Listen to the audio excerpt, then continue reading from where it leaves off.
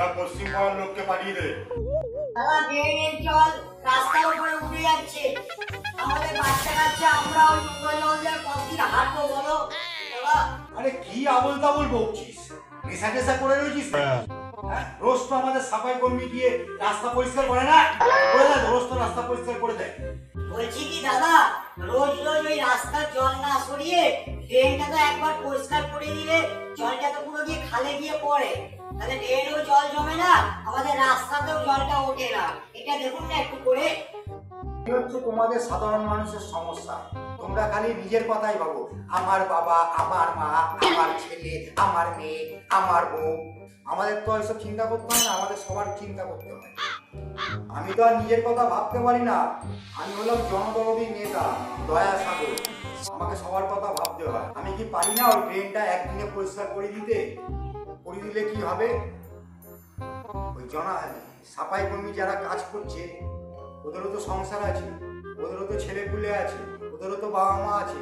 ওদের খাবারটা কোথার থেকে জোগাড় হয়ে করবে ওরা? আমাকে সব দিক ভেবে চিন্তে কাজ করতে হয়, বুঝলি? আমি তোদের মতো অশিক্ষিত না, ক্লাস 6 পর্যন্ত আমি পড়াশোনা করালো, বুঝলি?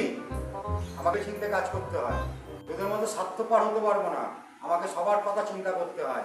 যা যা যা যা নিজে পালিয়া। হ্যাঁ দাদা ওটা চলে আছে। আরে ওইসব নোংরা জল দেখিয়েই তো পঞ্চায়েত থেকে ওয়াটারটা বার করতাম, ওখান থেকেই তো কামাইটা হয়ে যেত। জলটা এখন যদি ড্রেনটা পরিষ্কার করে দেয়, কামাইটা কি হবে? কামাইটা তো বন্ধ হয়ে যাবে। দাদা এবার কি উত্তরপাড়ার লোককে পাঠাবো? হ্যাঁ হ্যাঁ, পাঠিয়ে দে পাঠিয়ে দে। দাদা আপনার চোরাই ঠেকটা দিতে একটু বন্ধ করেন দাদা, আমাদের গরিব মানুষের খুব উপকার হয়।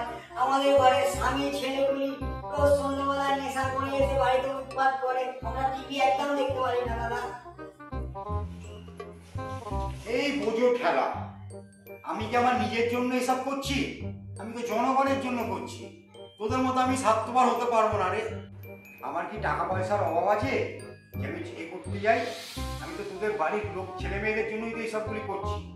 তোরা তো সন্ধ্যাবেলায় নিজে আরামসে টিভি চালিয়ে সিরিয়াল দেখিস, স্বামী ছেলের কথা একবারও চিন্তা করে দেখিস? ওরা তো গরু গাধার মতো সারাদিন রোজগার করে, ওদেরও তো একটু আনন্দ বুদ্ধির দরকার হয় নাকি? আর ওরা যেই পয়সা রোজগার করে বিলিতি কিনে তো আর খেতে পারবে না। ওদের জন্যই আমি চোলাইয়ের ঠেকগুলি চালাই। আর আমাকে বলছে আমি চোলাইয়ের ঠেক চালাচ্ছি। পারবো না, আমি তোদের মতো স্বার্থপর হতে পারবো না রে। আমি মানুষের জন্য কাজ করে যাবো। যা যা বাড়ি যা, বাড়ি যা, মাথা খারাপ করিস।